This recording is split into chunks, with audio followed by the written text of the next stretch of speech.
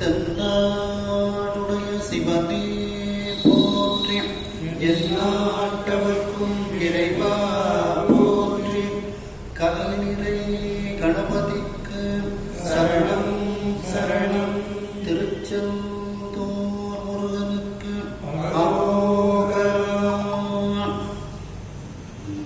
கையிலாய பரம்பரையில் சிவஞான போத நெறி காட்டும் வெண்ணை பயில் வாய்மை மெய்கண்டான் சங்கதி கொலை ஞான வாகுவாகியே புகிலார் பொழில் திருவாவடு துறைவாள் ஒரு நமச்சிவாய தேவன் சயிலாதி மரபுடையோன் திருமரபு நீதோழி தழைகமாதோ. திருவாவடுதுறை ஆதீன ஸ்ரீல ஸ்ரீ குருமகா சன்னிதானம் அவர்கள் பொன்னார் திருப்பட்டிகளை வணங்கியும், தருமபுராதீனம் ஸ்ரீல ஸ்ரீ குருமகா சன்னிதானம் அவர்கள் பொன்னார் திருப்பட்டிகளை வணங்கியும், தருமபுராதீன ஸ்ரீமத் மீனாட்சி சுந்தர தம்பிரான சுவாமிகள் பொன்னார் திருப்பட்டிகளை வணங்கியும், இந்த திருவிளையாடல் புராண சிந்தனையை மிகச் சிறப்பாக நடத்தி கொண்டு வரக்கூடிய கனடாவில் இருக்கக்கூடிய திரு மோகன் பிரேம்குமார் ஐயா அவர்களுக்கு வணக்கத்தையும் நன்றியும் தெரிவித்துக் கொண்டு உங்கள் அனைவருக்கும் மாலை நேர வணக்கத்தை தெரிவித்துக் கொள்கின்றேன்.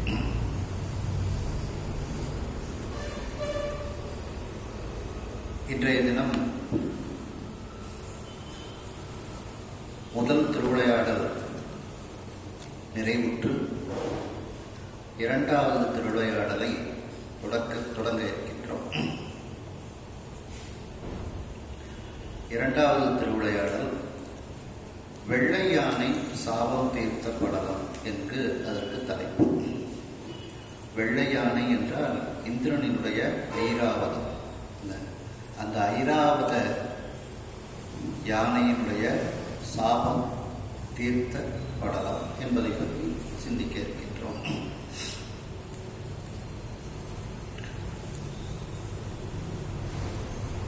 மட்ட விழும் கொன்றை சடையான் மகவானே,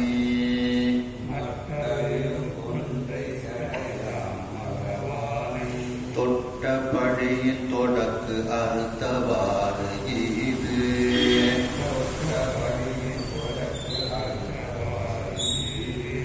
பட்ட மத வேடம் பரனை பரனை முனிவன்,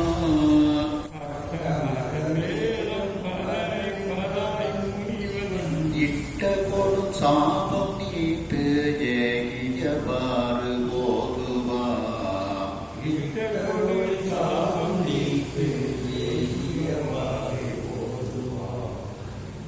மட்டு அப்படின்னா வாசனை, அவிழும் அப்படின்னா வாசனை சொரிய வாசனை வீசக்கூடிய மனம் கமழக்கூடிய அந்த கொன்றை மலர், மனம் கமழும் கொன்றை மலர்.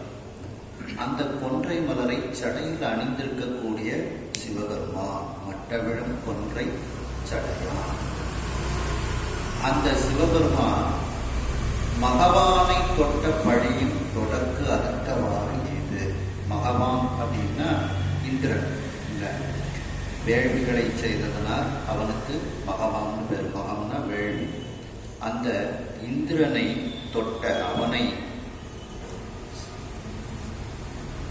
அவன் மீது வந்து தாக்கிய அந்த பழி பிரம்மகத்தி தோஷம். அந்த பிரம்மகத்தி தோஷம் என்கின்ற பழியை தொடக்கு அறுத்தவாறு இது. அதை சிவபெருமான், அந்த கொன்றையை அணிந்த சிவபெருமான் அந்த பழியை தீர்த்து அவனுக்கு அருள் செய்த அந்த வரலாற்றை இதுவரைக்கும் சொன்னோம். இது அப்படின்னா இதுவரைக்கும் அது அந்த சிவபெருமான் அவருக்கு அந்த பழியினுடைய ஆரம்பத்திலிருந்து அதை நீக்கி அவருக்கு அருள் செய்ததையும் நாம் இதுவரைக்கும் சொன்னோம். இனி அடுத்து சொல்ல இருப்பது என்னவென்றால், பட்ட மத வேடம். அந்த நெற்றி பட்டத்தை அணிந்த இல்லை இந்திரனினுடைய அந்த பட்டத்து யானை, அந்த மதம் பொழியும் வேடம் அதாவது வெண்மை நிறத்தை உடைய அந்த ஐராவதம், அந்த வேழம்னு யானை, அந்த பட்ட மத வேழம், நெற்றி பட்டம் அணிந்த மதம் பொழியும் அந்த ஐராவதம் என்கின்ற யானை. அந்த யானையானது பரனை பராய் சிவபெருமானை வணங்கிய ஒரு வரலாறு. பராய்ன பரவுதல், வழிபடுதல், சிவபெருமானை வழிபட்ட வரலாறு. மேலும் முனிவன் கிட்ட கொடும் சாபம் நீர்த்து. முனிவன்னா இந்த இடத்துல துர்வாச முனிவர். அந்த துர்வாச முனிவர் அந்த யானைக்கு கொடுத்த கொடுமையான சாபம், அந்த சாபத்தை நீக்கு, அந்த சாபத்திலிருந்து சாப விமோச்சனம் பெற்று ஏகியவாறு போதுவான். மீண்டும் அந்த இந்திரலோகத்திற்கு அது சென்றதை பற்றி இனி சொல்ல இருக்கின்றோம் அப்படிங்கிறாங்க. அதாவது அந்த இந்திரனினுடைய ஐராவத யானை, அந்த யானையானது துர்வாச முனிவரிட்ட அந்த கொடும் சாபத்திலிருந்து நீங்கி சொக்கநாத பெருமானை வழிபட்டு அந்த சாபத்திலிருந்து நீங்கி மீண்டும் அது இந்திரலோகத்திற்கு சென்ற வரலாற்றை உங்களுக்கு சொல்ல இருக்கின்றேன் அப்படிங்கிறாங்க. கருவாசனை கழிக்கும் காசி நகர் தன்னில்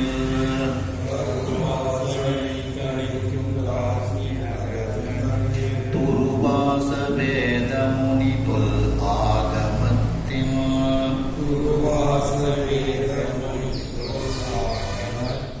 பெருவாய்மையால் தன் பெயர் விளக்க ஈசன்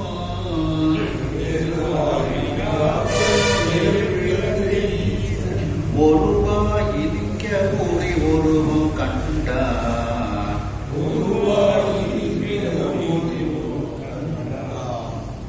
கருவாசனை கழிக்கும், அதாவது நம்முடைய பிறப்புக்கான காரணத்தை எல்லாம் தெரிந்து நம்முடைய பிறவியை நீக்கக்கூடிய காசி நகரம். காசியில் இறக்க முக்தி அப்படின்ட்டு. அப்படி அந்த காசியில் இறப்பதற்கு வசித்து அங்கு இறக்கும்போது நமக்கு முக்தியை தருகின்றார் அந்த விஸ்வநாத பெருமான்.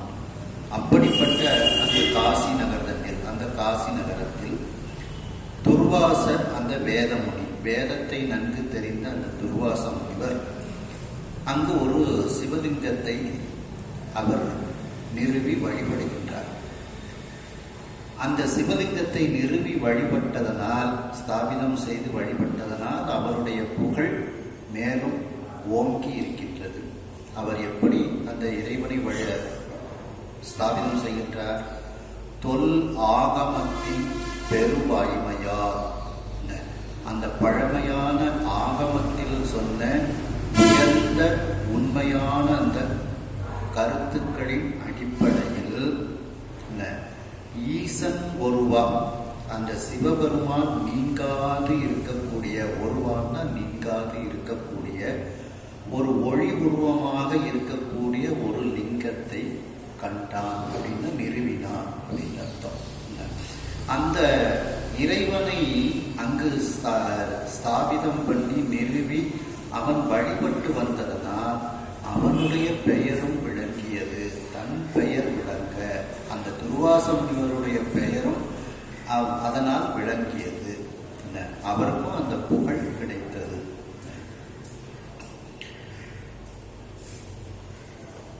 இன்புற்று அர்ச்சனை செய்து ஏத்துவான் அவ்வேளை, இன்புற்று அர்ச்சனை செய்து ஏத்துவான் அவ்வேளை, அன்புக்கு எளியன் அருளால் திருமுடி மேல், அன்புக்கு எளியன் அருளால் திருமுடி மேல், மின் பொன் கடி கமல போது ஒன்று வீழ்ந்திடலும், மின் பொன் கடி கமல போது ஒன்று வீழ்ந்திடலும், தன் பொன் கரகமல போதலத்தி தாங்கினான்,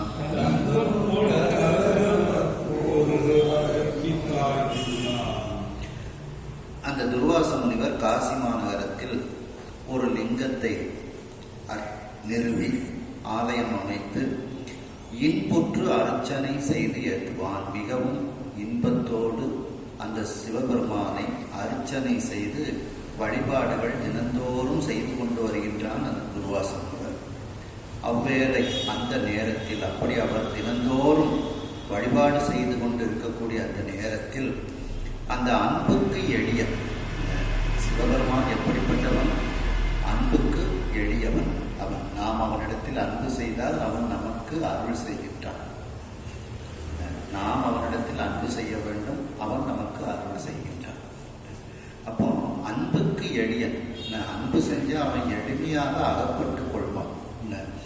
அப்படி அந்த அன்புக்கு எளியனாக இருக்கக்கூடிய அந்த சிவபெருமானினுடைய அருளால், அவருடைய திருவருளால், அதான் நாம அன்பு செஞ்சு அவர் நமக்கு அருள் செய்கின்றார்.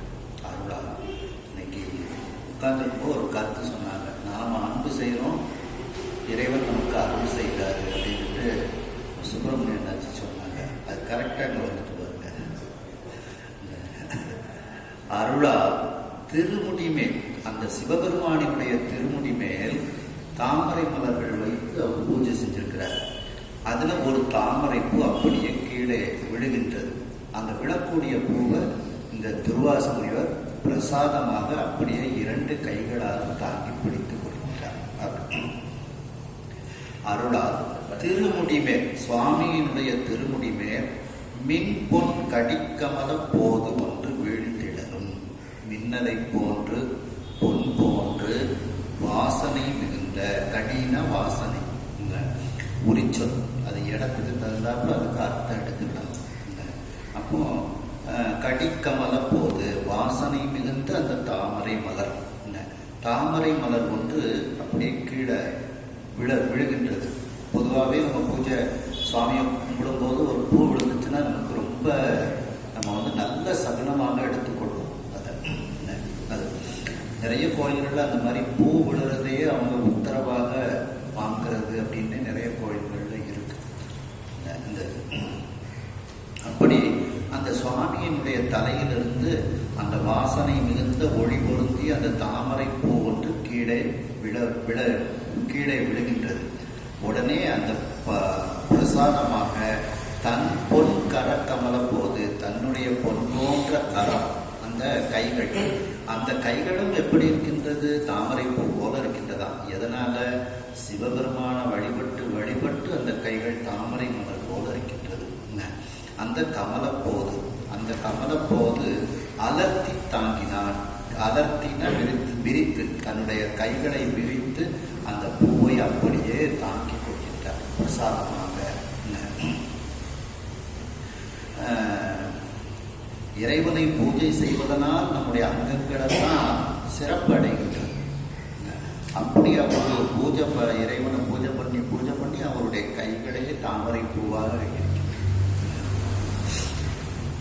அப்படி தன் பொன் கரக்கமல போது, தன்னுடைய பொன் போன்ற கைகளாகிய தாமரை பூவை ஏந்தி அந்த பிரசாதமாக இருக்கக்கூடிய அந்த தாமரை பூவை தன்னுடைய கையை விரித்து, அலர்த்தின விரித்து தாங்கி அதை அந்த பிரசாதத்தை பெற்றுக் கொள்கின்றார் துர்வாச முனிவர்.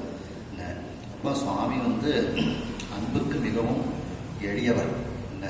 அப்போ இது திருநாவுக்கர சுவாமிகள் திருத்தாண்டகத்தில் சொல்லும்போது, அத்தாவும் அடியேனை அன்பால் ஆர்த்தாய், அருள் நோக்கில் தீர்த்த நீர் ஆட்டிக் கொண்டாய், எத்தனையும் அரியை நீ எளியானாய், என்னை ஆண்டு கொண்டு இறங்கி ஏற்று கொண்டாய், பித்தனேன் பேதையேன் பேயேன் நாயேன் பிழைத்தனகள் அத்தனையும் பொறுத்தாய் என்றே, இத்தனையும் எம்பெருமோ ஐயா ஐயோ எம்பெருமான் திருக்கருணை இருந்தவாறே அப்படின்ட்டு.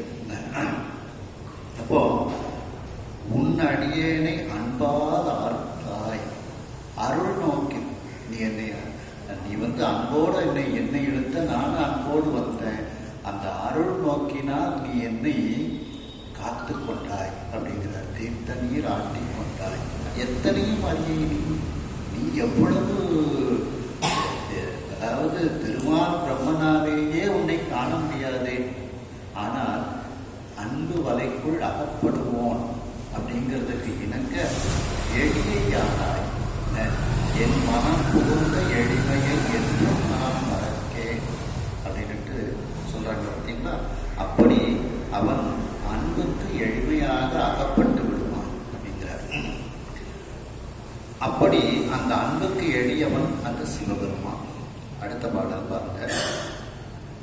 தாங்கி கண் சென்னி தடமார்பு அனைத்து உடலம்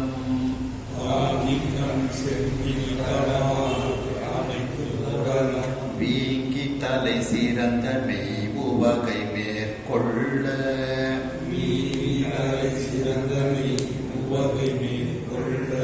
நீங்கி கழிந்த கருணை நிதி அணையான் பூங்கற்பக நாட்டில் போகின்றான் அவ்வேளை.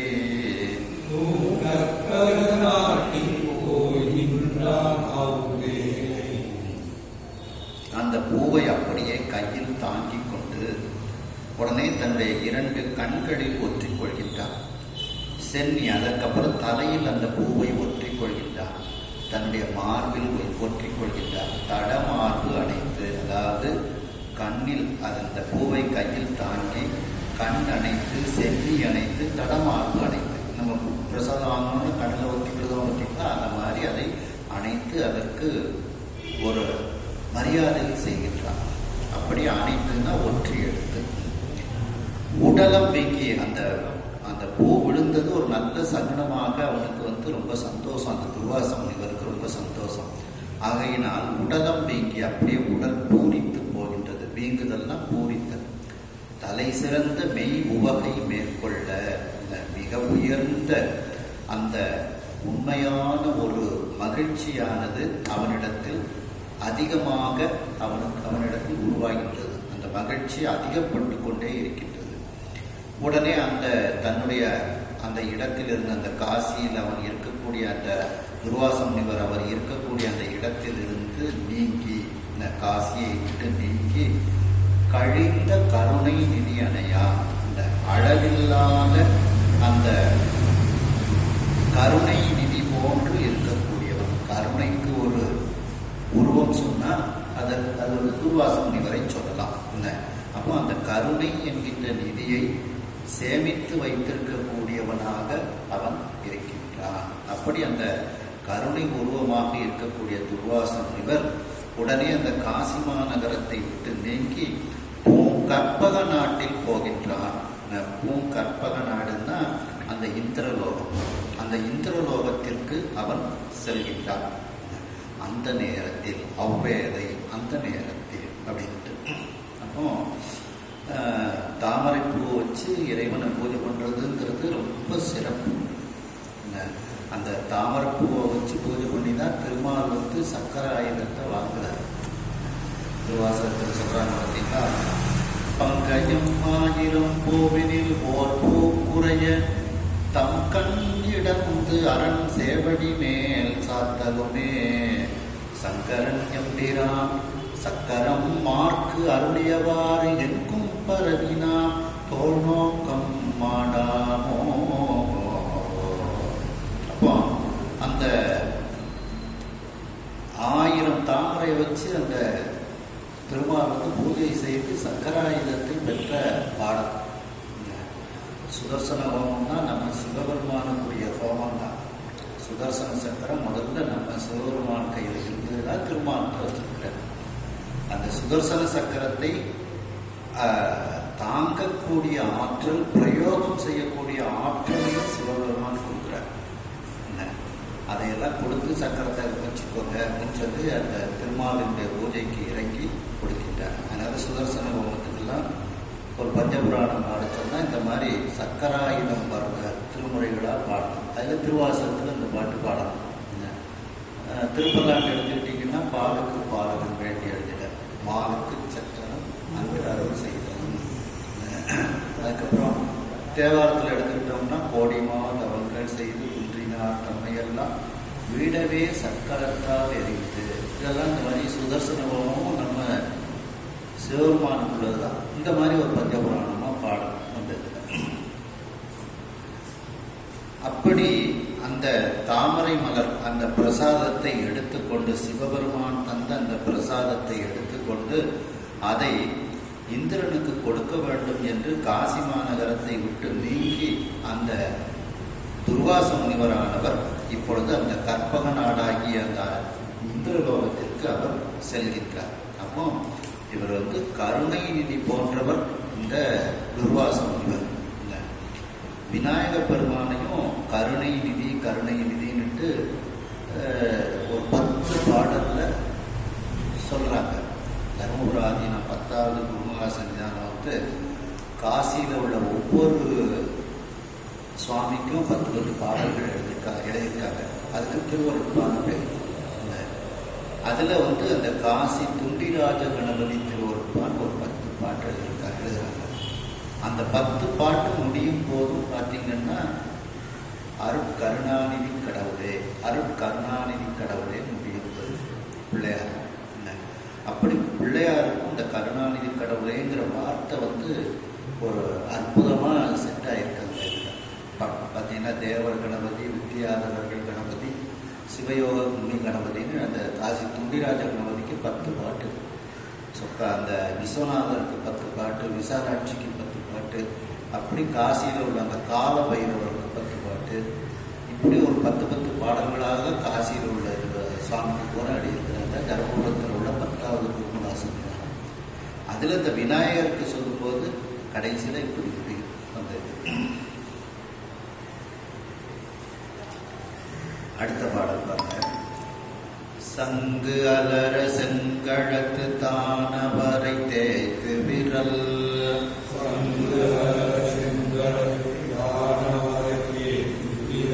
கொங்கலதார் வேய்ந்தமரர் கோமாந்தன் கோநகரில்,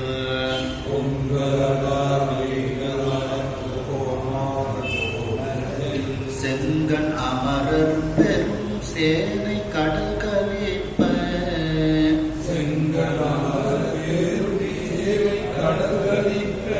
மங்கள பல்லாண்டு மறை முழங்க வந்து அணைவார்,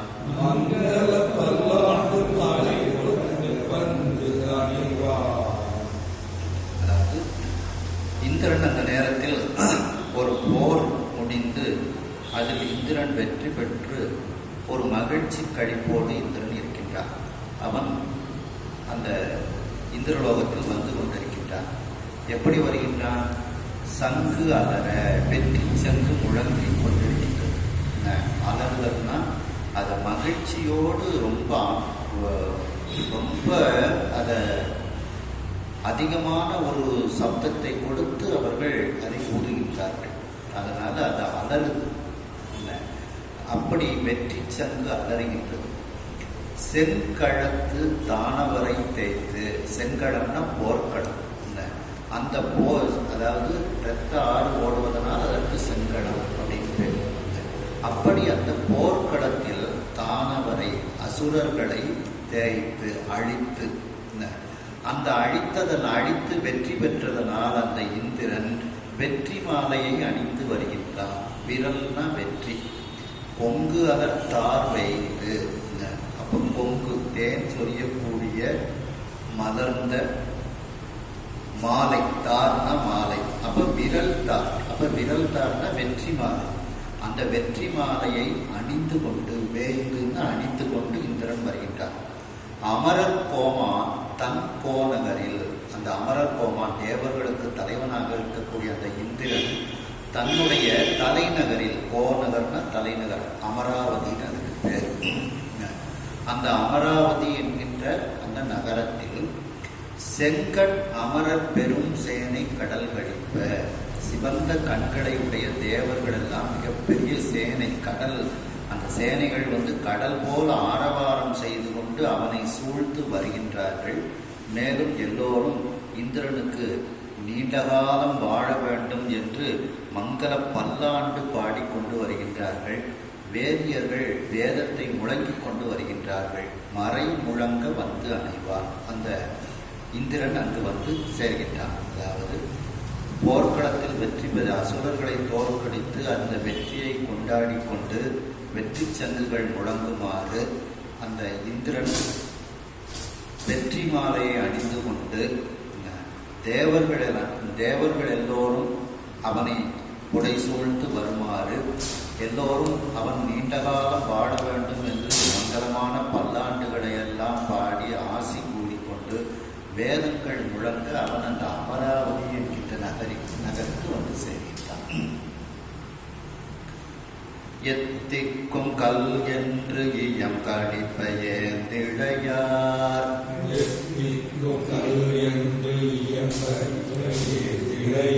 தித்தித்து அமுது ஒழுக்கும் கீதம் செவி மடுப்ப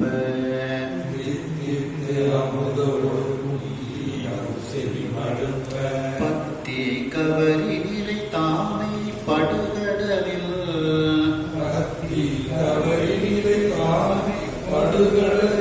தத்தி புரளும் திரை போல் தலை பணிப்ப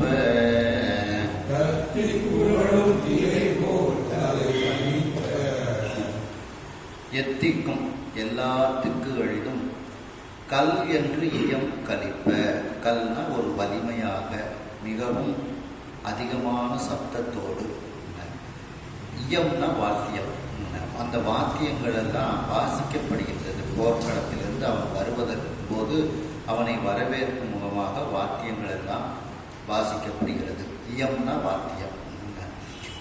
ஏந்திழையார் தித்தித்து, அந்த ஏந்திழையார் அழகிய ஆபரணங்களை அணிந்த அந்த பெண்கள், தேவலோகத்து பெண்கள் எல்லோரும் தித்தித்து அமுது ஒழுக்கும் கீதம் செவி மடுப்ப, எல்லாருடைய செவிகளிலும் அந்த தித்திப்பு ஏற்படுமாறு அமுது ஒழுகுமாறு கீதங்களை பாடி எல்லோருடைய செவிகளும் கேட்குமாறு, அந்த செவிகளுக்கு அந்த இன்பம் கிடைக்குமாறு அவர்கள் பாடுகின்றார்கள். அந்த செவிக்கு ஒரு உணவு போல அந்த கீதங்கள் இருக்கின்றது. செவிக்கு உணவு இல்லாத போது சிறிது வயிற்றுக்கும் இயப்படுங்கிறது மாதிரி இந்த கீதமானது அது எப்படி இருக்கின்றதா, அமுது போன்று இருக்கின்றதா அந்த செவிக்கு, அந்த காதுக்கு. அப்படி அந்த காதுகளில் எல்லோருடைய காதுகளும் கேட்குமாறு அந்த இனிமையான இசையை, அமுதம் போன்ற இசையை அந்த பெண்கள் பாடிக்கொண்டு ஆடிக்கொண்டு வருகின்றார்கள். பத்தி கவரி நிறை தானை படுகடல். மேலும் வரிசை வரிசையாக அவர்கள் கவரின சாமரை, அந்த வெண்சாமரெல்லாம் வீசிக்கொண்டு அந்த போர்க்களத்தில் இருக்கக்கூடியவர்கள் வருகின்றார்கள். அது எப்படி இருக்கின்றது என்றால், அந்த கடலில் தத்தி பொருளும் திரை போல் தலைப்பணிப்ப, அப்படியே அலை அடித்து கொண்டு புரண்டு கொண்டு அந்த அலைகள் எப்படி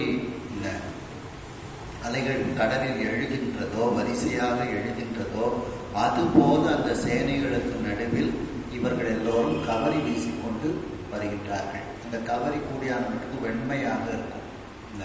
அந்த கவரிகள் வெண்மையாக அப்படி மேலே எழுந்து வருது. ஒரு அலைக்கு அடுத்தால ஒரு அலை அப்படி வெண்மையாக வர்றது போல அந்த அலையில் அந்த கவரிகள் வீசப்படுகின்றது. அது அப்படியே அந்த கடலில் வரக்கூடிய அந்த அலைகள் எழுவது போல அது இருக்கின்றன.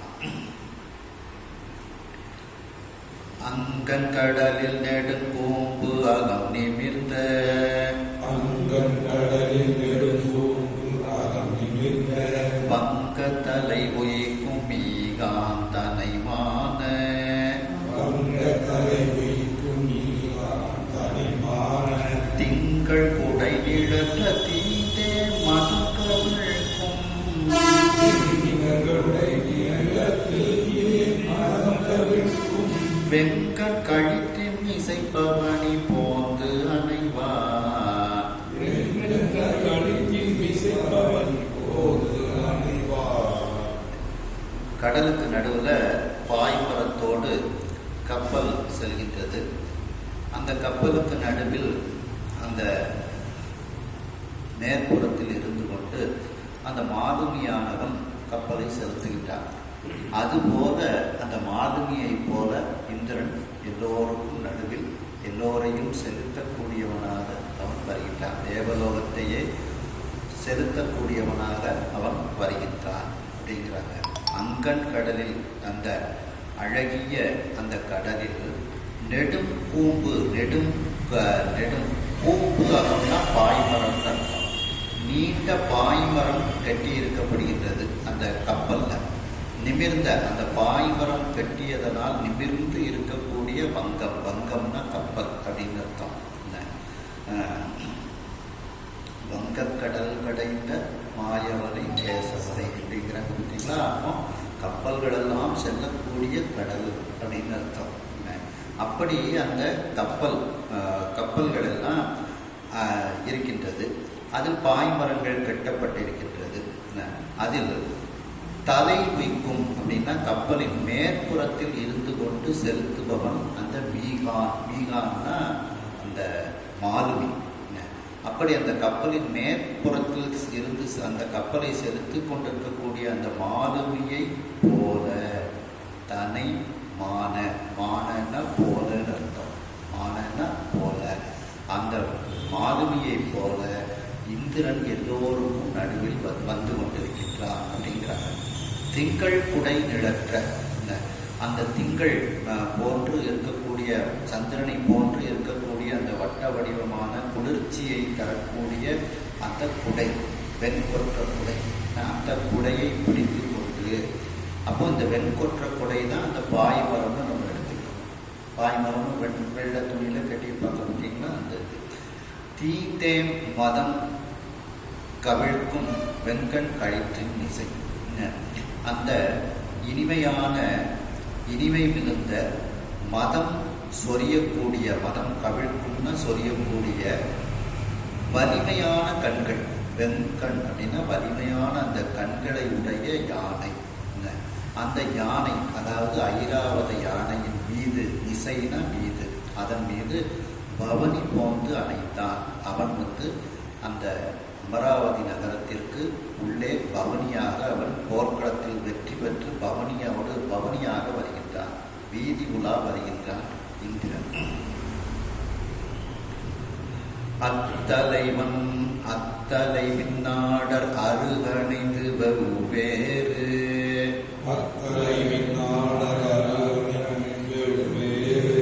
தத்தம் மனக்கு இசைந்த கையுறைகள் தாம் கொடுத்து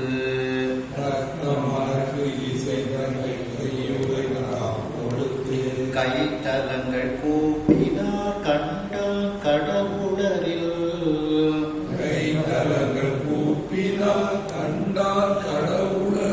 உத்தமனை அர்ச்சித்து போந்த முனி உத்தமனும்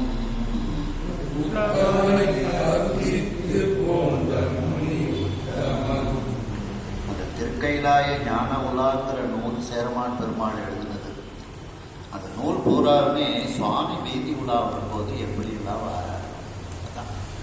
கைலாயத்திலிருந்து சுவாமி வெளியில வீதி உலா வரும்போது எப்படியெல்லாம் யார் யாரெல்லாம் பணிவிடை செய்கின்றார்கள், யார் யாரெல்லாம் என்ன செய்கிறாங்க, யார் யாரெல்லாம் கூட வராங்க, என்ன வாத்தியங்கள் இசைக்கப்படுகிறது அப்படிங்கிறது, அதை யாரெல்லாம் இசைக்கின்றார்கள், அது வீதிகளில் இருக்கக்கூடிய அந்த பெண்களெல்லாம் இறைவனை பார்த்து எப்படி மயங்குகின்றார்கள் அப்படிங்கிறதெல்லாம் விரிவாக சொல்லுவது தான்.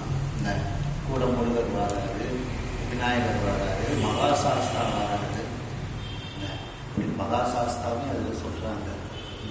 காரின்னு அதில் வரும். திருக்கைலாய ஞான உலகில் சாஸ்தாவுக்கு கதக்காரி உடன்வர அப்படின்ட்டு அந்த கோபம் இருந்த காரின்னா சாஸ்தான் கூட வராங்க.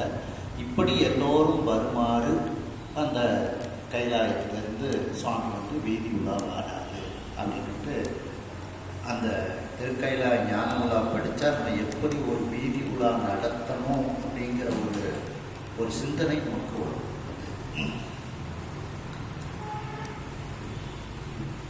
அத்தலை விண்ணாடர் அருகு அணைந்து, அந்த நேரத்தில் அவ்விடத்தில், அத்தலைனா அந்த நேரத்தில், விண்ணாடர் இந்த தேவர்கள், விண்ணாட்டில் இருக்கக்கூடிய அந்த தேவர்கள், அந்த தேவலோகத்தில் இருக்கக்கூடிய அந்த தேவர்கள் அருகு அணைந்து இந்திரனுக்கு பக்கத்தில் சென்று வெவ்வேறு தத்தம் மனக்கு இசைத்த வெவ்வேறு விதமான பரிசுகள், அதுவும்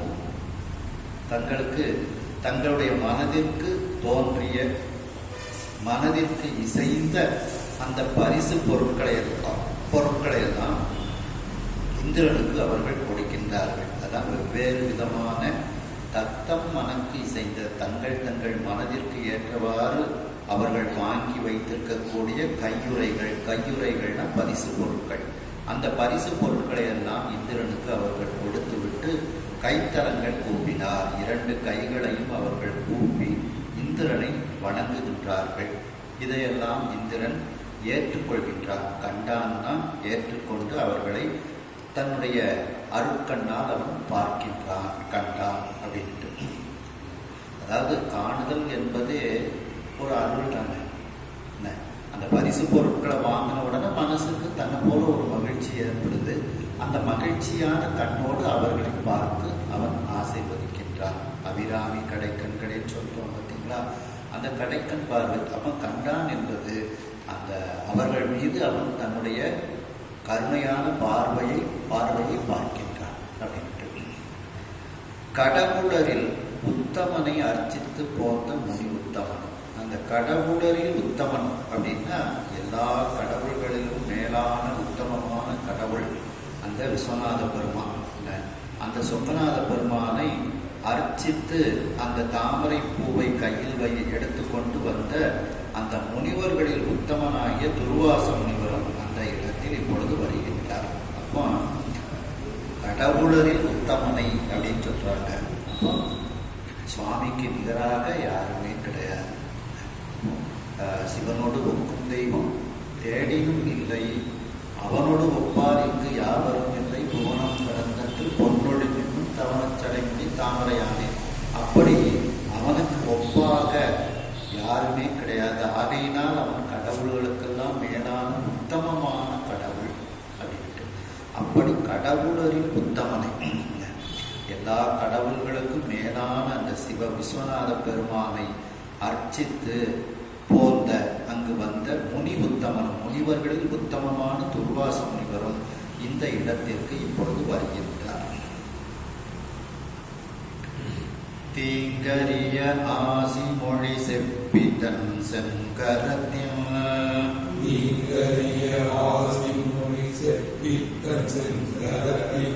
நீங்கரிய தாமரையை நீட்டினான் மற்றதனை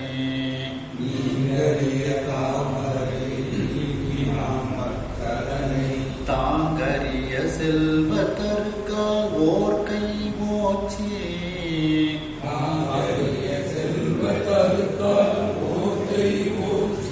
வாங்கி மத யானையின் மேல் வைத்தான் மதியில்லான். வாங்கி மத யானையின் மேல் வைத்தான் மதியில்லான். அதாவது தீங்கரிய ஆசி மொழி செப்பி, குற்றமற்ற, தீங்கரியன்னா குற்றமில்லாத அந்த ஆசி மொழிகளை எல்லாம் அந்த இந்திரனை பார்த்து துர்வாச முனிவர் கூறுகின்றார். செப்பி உடனே ஆசீர்வாதங்கள் எல்லாம் சொல்லிவிட்டு அந்த விஸ்வநாத பெருமானை, அந்த காசியில் அவர் ஸ்தாபிதம் செய்த அந்த சிவபெருமானை பூசித்த அந்த மலர் அவருடைய கையில் இருக்கின்றது. தன் செங்கரத்தில் நீங்கரிய தாமரையை நீட்டினார். அவருடைய கரத்தில் அவரை விட்டு நீங்காது, அது நீக்கும் போதே அவருக்கு மனதுக்குள் ஒரு இது நம்மிடத்திலே இருக்க வேண்டும் அப்படிங்கிற ஒரு எண்ணத்தோடு இருக்கின்றார். அதனாலதான் நீங்கரிய தாமரையை நீட்டினார். இந்த பிரசாதத்தை கொடுக்கும் போதும் நம்மள்டே இருக்கணுங்கிற ஒரு எண்ணம் எல்லாருக்குமே இருக்கும், ஆனால் கொடுத்துடணும். அப்படி அந்த செங்கரத்தின் நீங்கரிய தாமரையை நீட்டினார். அந்த தன்னுடைய சிவந்த கரத்தில் அவரை விட்டு நீங்காது இருக்கக்கூடிய அந்த தாமரை மலர், அதாவது அந்த பிரசாதமாக இருக்கக்கூடிய அந்த தாமரை மலரை அவனுக்கு கொடுக்கின்றார், நீட்டினார்.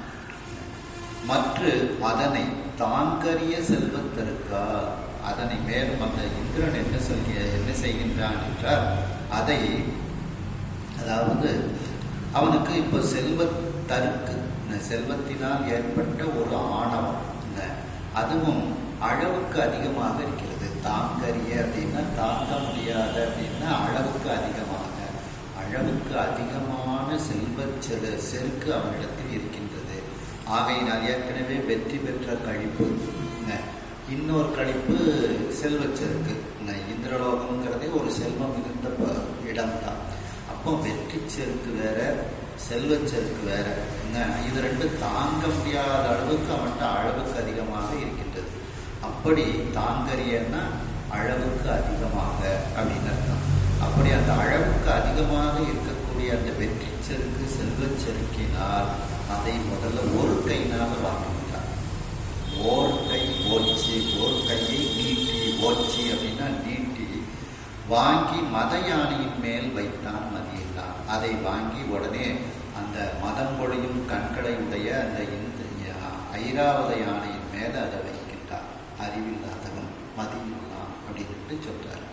அப்போ அந்த பூவை வாங்கி பத்திரமா ஒன்று தான் இடுப்புல சொல்லிக்கிடலாம், இல்லை பத்திரமாக கீழே விடாத இடமாக சொல்லிக்கிடலாம். யானை கூட்டத்துக்குள்ள நடந்து போய்கிட்டு இருக்கு, பூவை அங்கங்கேயும் அசையும், கீழே விழுந்துரும்ங்கிற சிந்தனை இல்லாம அவன் யானை மேல வச்சான். இது ஒரு அலட்சியம் அவனுக்கு. ரெண்டாவது, அந்த பிரசாதத்தை நம்ம வாங்கும் போதே நம்ம எப்படி வாங்குறோம்? ரெண்டு கைனால வாங்குறோம்.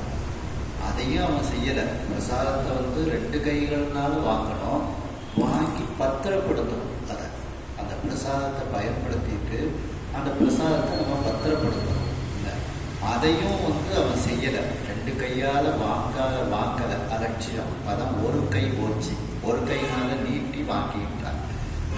அப்போ ஓச்சுதல் அப்படின்னா நீட்டின்னு அர்த்தம். அப்போ நீட்டி வாங்கக்கூடாது கையை. இந்த ஒரு மாதிரி அந்த கைகள் அந்த அந்த அளவுக்கு நீளம் இல்லாமல் நம்ம சொல்கிறோம் பார்த்தீங்களா, பவ்யமாக வாங்குறோம்ல, கை அளவு குறைந்து அப்படி பவ்யமாக நம்ம வாங்கணும். அப்படி வாங்காம கையை நீட்டி வாங்கலாம். ஓச்சி அப்படின்னா நீட்டி. அப்போ அதுலேயும் அந்த பிரசாதம் ஏன்னா தாமரைப்பூ வர்றதுனால, துர்வாச முனிவர் கொண்டு வர்றதுனால தாமரைப்பூ நிச்சயமாக ஏதாவது அவர் பூஜை கொண்டுட்ட பிரசாதமாகத்தான் இருக்கும். அதை நம்ம இப்படி வாங்கக்கூடாதுங்கிற அறிவு இல்லாம அதாவது அந்த வெற்றி செருக்கு செல்வச்செருக்கு அவன் அப்படியே மறைக்கும், அறிவை மறைக்கும். அப்படி அந்த ஒரு கையால் நீட்டி அந்த யானையின் மேல் வைத்து விட்டார். அப்போ பிரசாதத்தை ரெண்டு கையினால பணிவோடு வாங்காமல் இருந்தான். சரி, ஒரு கையினால வாங்கி அது பத்திரமாவது வைக்கணும்ல, பத்திரப்படுத்தி வைக்கவும் இல்லை. நடந்து கொண்டிருக்கக்கூடிய யானையின் மேல் அப்படியே வைத்து விடுகின்றான். அறிவில்லாமல் இப்படி அவன் செய்கின்றான். அப்போ இதிலிருந்து பிரசாதம் வாங்கும்போது நம்ம இரு கைகளினால் பவ்யமாக மிகவும் வணக்கமாக அதை வாங்கி அந்த பிரசாதத்தை பயன்படுத்தி விட்டு அதை பத்திரப்படுத்த வேண்டும். அது கீழே விழுத்து அந்த பாவமும் நமக்கு வரக்கூடாது அப்படின்னு சொல்றாங்க. கீறி கிடந்த மதியணைய கிம்பூரி கோட்டு,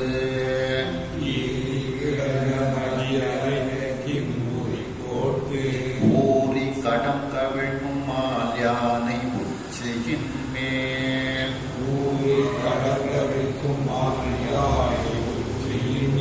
நாரி கிடந்த நறுமலரை வீழ்த்தி உடல்,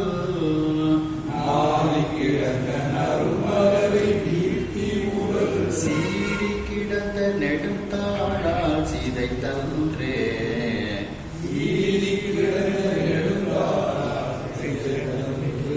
அதனாலதான் விபூதி எல்லாம் பார்த்தீங்கன்னா வாங்குறவர் மட்டும் பூசுத அளவுக்கு தான் கொடுக்கணும். தள்ளி நிறைய எல்லாம் கொடுக்கக்கூடாது. அது இந்த சிதம்பரத்துல எல்லாம் பார்த்தீங்கன்னா அழகா கொடுப்பாங்க. அது ஒரு ஆளுக்கு தான் காணும், கீழையும் சிந்தாது. நம்ம எடுத்து இப்படி வச்சுக்கிட்டோம்னா விபூதி அடுத்த கையில் இருக்காது. அந்த அளவுக்கு தான் விபூதி கொடுக்கணும். சில பேர் வீட்டுக்கு வேணும் அப்படின்னு சொல்லி கேட்குறவங்களுக்கு அவங்க எக்ஸ்ட்ராவாக கொடுக்கணும். மற்றபடி வர்றவங்களுக்கு அந்த சிறு அளவு கொடுத்து அந்த விபூதி கீழே சுத்தக்கூடாது. விபூதி குங்குமம் இதெல்லாம் கீழே சுத்தக்கூடாது. இல்லை நமக்கு கொஞ்சம் அதிகமாக வாங்கினோம்னா ஒரு பேப்பரை வச்சு மடித்தாலும் நம்ம வீட்டுக்கு கொண்டு போவோம். கீழே சுத்தணும்னா அதுவும் நமக்கு. கீறி கிடந்த மதியணைய அந்த இந்திரனுடைய அந்த வெள்ளை யானை எப்படி இருக்கின்றதுன்னு அதை வர்ணிக்கின்றார். அந்த இந்திரனுடைய அந்த வெள்ளை யானையினுடைய தந்தமானது எப்படி இருக்கின்றது என்றால் பிளவுபட்ட சந்திரனை போன்று அது இருக்கின்றது. அதாவது சந்திரனினுடைய கீற்று போன்று இருக்கின்றது. கீறினா பிளவுபட்டு, அப்படி பிளவுபட்டு கிடந்த மதியணைய அந்த சந்திரனை போல அதனுடைய தந்தம் இருக்கின்றது. கீறி கிடந்த மதியணைய கோட்டு அப்படின்ட்டு. கிம்புரி கோட்டு, கிம்புரின்னா அந்த தந்தத்துக்கு முனையிலெல்லாம் அழகா அந்த ஒரு காப்பு மாதிரி அணிவிச்சிருப்பாங்க. இந்த கொப்பு, இந்த வெள்ளியினால ஒரு காப்பு, வெள்ளி தங்கம் இதனாலெல்லாம் பிள்ளையாருக்கு அந்த தந்தத்தில் வச்சிருப்பாங்க பார்த்தீங்களா. அது போக அந்த கொப்பு, அந்த கொப்புக்கு தான் பேர் கிம்புரி கவசம் அப்படின்ட்டு பேர். அந்த கொப்பு அணிந்த அந்த தந்தத்தை உடைய ஊறி கடம் கவிழ்க்கும் மால் யானை, அதாவது அந்த மத நீரை, அது ஊறிக்கொண்டே இருக்கக்கூடிய அந்த மத நீரை அது சொரிகின்றது.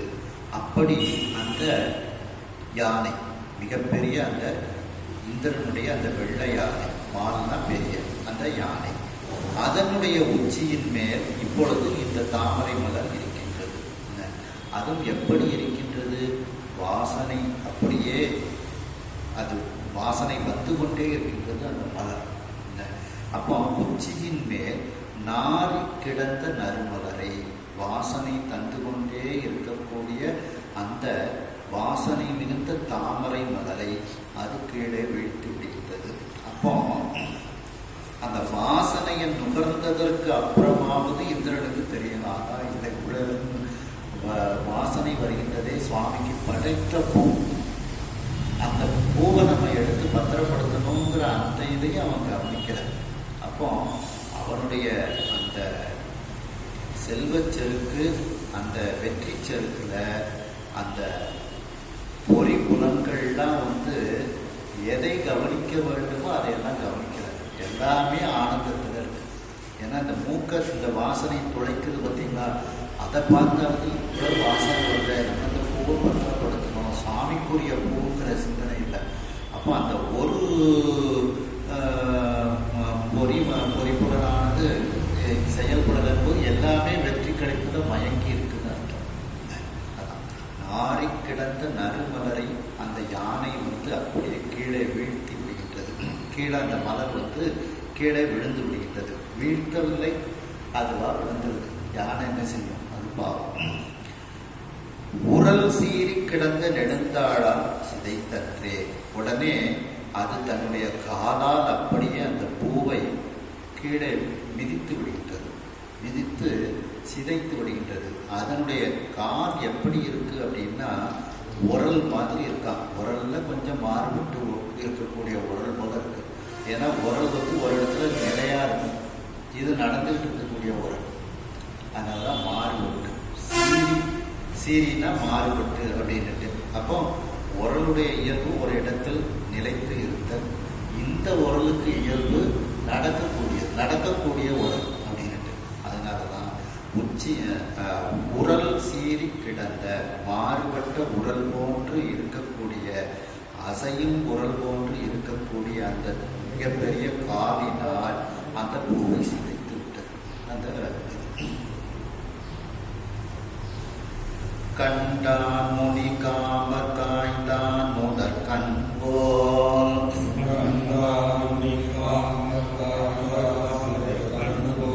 விண்டு ஆரடல் சிதற நோக்கினான் வெண் கோபம்.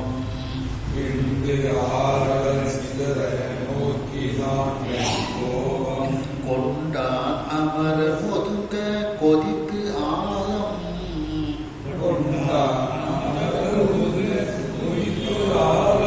உண்டான் எனதினொன்று ஒருத்தான் உரைக்கின்றான்.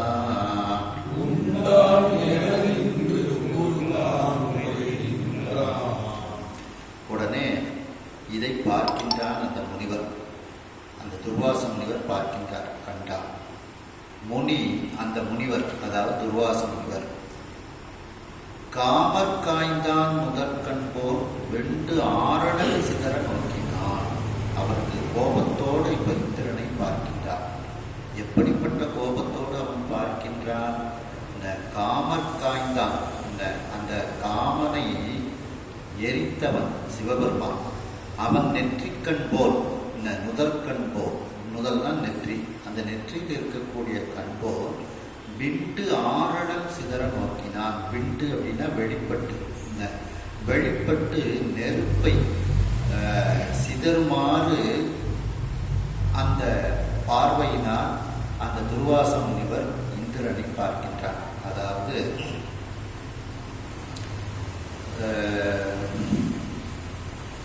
சுவாமி சனகாதி முனிவர்களுக்கு மௌன உபதேசம் பண்றாங்க. மௌன உபதேசம் பண்ணும்போது எல்லாம் மௌனமாக தான் இருப்பாங்க. அப்போ இவங்களுக்கு உபதேசம் பண்ண போறேன் அப்படின்னு சொல்லிட்டு நந்தியம் பெருமாட்ட என்ன சொல்றாங்க, மன்மதன் மட்டும் வருவான், அவனை மட்டும் உள்ள விட்டு வேற யார் வந்தாலும் உள்ள விடாது. இப்போ சுவாமிக்கு என்ன நடக்க போகுதுங்கிறத சொல்றாரு சாமி. அதே மாதிரி மன்மதன் வாரான். வந்த உடனே இவங்க தேவர்கள்லாம் சேர்ந்து முருகப்பெருமான் நமக்கு கிடைக்கணும், நீதான் போய் எப்படியாவது சுவாமி இப்படிலாம் மௌனத்துல எல்லாம் இருக்கக்கூடாது, மௌனத்தை கலைச்சு நமக்கு முருகப்பெருமான் வரணும், சுவாமி ஒரு இடத்துல அம்பாள் ஒரு இடத்துல இருந்தால் என்னைக்கு கல்யாணம் முடிஞ்சு என்னைக்கு முருகப்பெருமான் நமக்கு வர்றது, அதனால் நீ போயிட்டே வரணும் அப்படிங்கிறாங்க. நீ தான் காத்து ரூபமாகல எல்லா இடத்துக்கும் போவ அப்படின்னு தான் சொல்றாங்க. இவன் சொல்றான், இதோட செத்துப்போன்னு சொல்லலாமே, நீங்கள்லாம் என்னைய சாகதுக்கு எனக்கு ஒரு வழியை சொல்றீங்களா அப்படின்னு சொல்லி கேட்கலாம். அப்போ அவங்க எல்லாருக்கும் ஒரு நன்மை கிடைக்கணும்னா நீ சாகிறதுனால கூட தப்பு இல்லை, அது தர்மம் தான் அப்படின்பாங்க. உடனே அதுக்கும் கேட்க மாட்டான் மன்மதன். நான் போக மாட்டேன் அப்படின்னு அட்டம் பிடிச்சிக்கிட்டு இருப்பாப்புல. இந்த சாகிறதுக்கு சொல்றீங்க, நான் எப்படி போறது அப்படிங்கிறான். கடைசியில் நீ போகலைன்னா நாங்கள் அவ்வளோ பேரும் சேர்ந்து சாபம் உனக்கு கொடுப்போம் அப்படின்னு சொல்றாங்க. உடனே தான் அவன் சிந்திக்க ஆரம்பிக்கிறான், இவங்கள்ட்ட சாபம் வாங்கணும்னா அதுக்கு விமோச்சனமே கிடையாது, சிவபெருமான்கிட்ட போய் நம்ம சாபம் வாங்கணும்னா நிச்சயமா அதுக்கு விமோச்சனம் உண்டு, சாப விமோச்சனம் சுவாமி கொடுப்பார், குட்டுப்பட்டாலும் மோதிர கையினாலும் குட்டு கொடுப்பார் அப்படின்னு சொல்லிட்டு சரி அப்படின்னு சொல்லிட்டு அதுக்கப்புறம் தான் அந்த சாபம் தந்துருவோம்னு சொன்னதுக்கு அப்புறம் தான் இந்திரனை கிளம்புனாங்க, மன்மதனை கிளம்புவான். கிளம்பி அப்படியே போறான். போகும்போது அமைதியா போக வேண்டியதானே, அவனுடைய வேலையை போகும்போதே செஞ்சுட்டே போற வழிகள்ல எல்லாம் அவன் அந்த இருக்கக்கூடியவர்கள் எல்லாம் கூடியவர்கள் மேலெல்லாம் அந்த பானங்கள் எல்லாம் எய்து கொண்டே போயிட்டான். அது ஒரு தவறு. அவன் அதுக்கப்புறம் இவரை விட்டுருங்கன்னு தான் சாமி சொல்லுதாங்கல்ல, அது மாதிரி உள்ள போறான். சுவாமி மேலையும் அந்த பானங்கள் எல்லாம் பிரயோகம் பண்ணதுக்கு நினைக்கும் போது சுவாமி அந்த நெற்றிக்கணத்தை எரிச்சு அதுதான் சொல்றாங்க. அப்போ அந்த காமர் காய்ந்தான். உடனே ரதி போய் அழுது எனக்கு புருஷன் வேணும் அப்படின்னு சொல்றாங்க. எனக்கு மாங்கல்ய பிச்சை கொடு அப்படின்ட்டு, உனக்கு மட்டும் அவன் உருவமாக தெரியுவான், மற்ற எல்லாருக்கும் அவன் உருவம் இல்லாமல் இருப்பான் அப்படின்னு சொல்லி சுவாமி அதுவும் என் திருக்கல்யாணத்தன்னைக்கும் சாப மோட்சம் உனக்கு உண்டு அப்படின்னு சொல்றாரு. அவர் திருக்கல்யாணத்தன்னைக்கு ரதியினுடைய கணவனுக்கு சாப மோட்சம் சுவாமி கொடுக்குறாரு. அதனாலதான் அவனுக்கு அங்கம் இல்லாமல் செய்ததுனால அவனுக்கு அனங்கன்னு பேர். மன்மதனுக்கு அங்கம் இல்லாமல் செய்ததுனால அவனுக்கு அனங்கன் அப்படின்னு பேர்.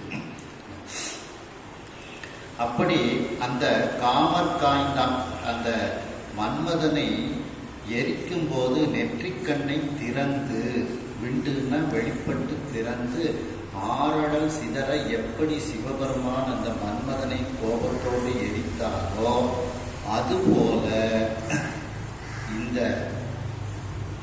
துர்வாச முனிவர் அப்படியே கோபத்தோடு அந்த இந்திரனை பார்க்கின்றார், நோக்கினான் அப்படின்ட்டு. இது நமக்கு கந்தபுராணத்துல முதல் 1000 பாட்டு பார்த்தீங்கன்னா சுவாமி அம்பாள் கல்யாணம் தான். இந்த மொத்தம் 10,400 பாட்டு கந்தபுராணம். முதல் 1000 பாட்டு சுவாமி அம்பாள் கல்யாணம். அந்த 1000 பாட்டுக்குள்ள இந்த மன்மதன் இதெல்லாம் வரும். விரிவா அந்த வரலாறுலாம் வந்து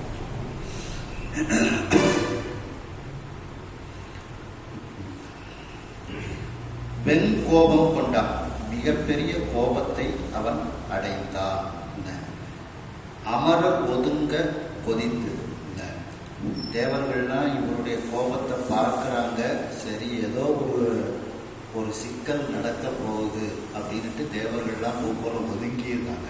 அமரர் ஒதுங்க, தேவர்கள் அந்த இடத்தை விட்டு கொஞ்சம் ஒதுங்கி நிற்கின்றார்கள்.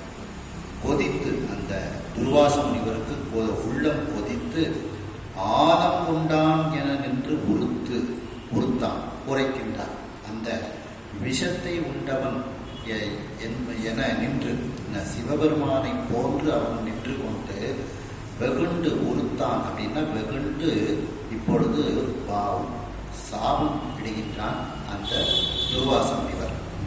அப்போ உறுத்தான், உரைக்கின்றான். உறுத்தல் அப்படின்னா வெகுண்டு உரைக்கின்றான். அந்த இந்திரனை பார்த்து கூற ஆரம்பிக்கின்றார் அந்த துர்வாசன். காமனை காய்ந்தவன் அப்படின்ட்டு நிறைய பாடல்கள்ல திருமுறைகள்ல வருது. இல்லை, கற்பகத்தினை கனகமால் வரையை காம கோபனை கண்ணுதலானை சுந்தரமூர்த்தி சாமிகள் சொல்றாங்க பார்த்தீங்களா. நிறைய இடத்துகள்ல இந்த மன்மதனை எரித்த வரலாறு சொல்லப்படுகிறது. அடுத்த பாடல், புள்ளிய தோளாடை புனைந்து அரவ மோடணிந்த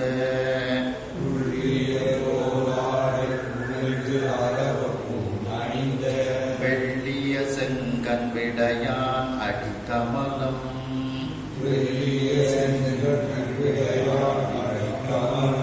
உள்ளிய மெய்யன்பு உடையார் அருவருத்து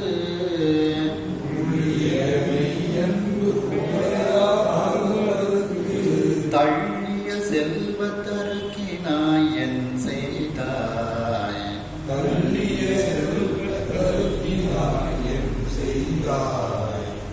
உடனே சொல்றார், அதாவது செல்வச் செருக்கோடு இருக்கக்கூடிய இறைவனே, நீ இப்படிப்பட்ட ஒரு செயலை செய்தாயே அப்படின்னுட்டு கோபப்படுகின்றார் அந்த துர்வாச முனிவர். புள்ளிய தோல் ஆடை புனைந்து, புள்ளிகளை உடைய அந்த புலித்தோல், அந்த புலித்தோலை ஆடையாக அணிந்து கொண்டு அரவப்பூன் அணிந்த, பாம்பை ஆபரணமாக அணிந்த, பூன்னா ஆபரணம், ஆபரணமாக அணிகலன்களாக அணிந்த, வெள்ளிய செங்கன் விடையான், அந்த வெண்மையான சிவந்த கண்களை உடைய இடம வாகனத்தில் அமர்ந்திருக்கக்கூடிய சிவபெருமான். அந்த சிவபெருமானினுடைய அடிக்கமலம் உள்ளிய மெய்யன்பு உடையார். அந்த சிவபெருமானினுடைய திருவடி தாமரையை உள்ளிய எண்ணிய, அந்த திருவடி தாமரையையே நினைந்து கொண்டிருக்கக்கூடிய உண்மையான அன்பு உடையவர்கள் அப்படின்னு சொல்றார். அப்போ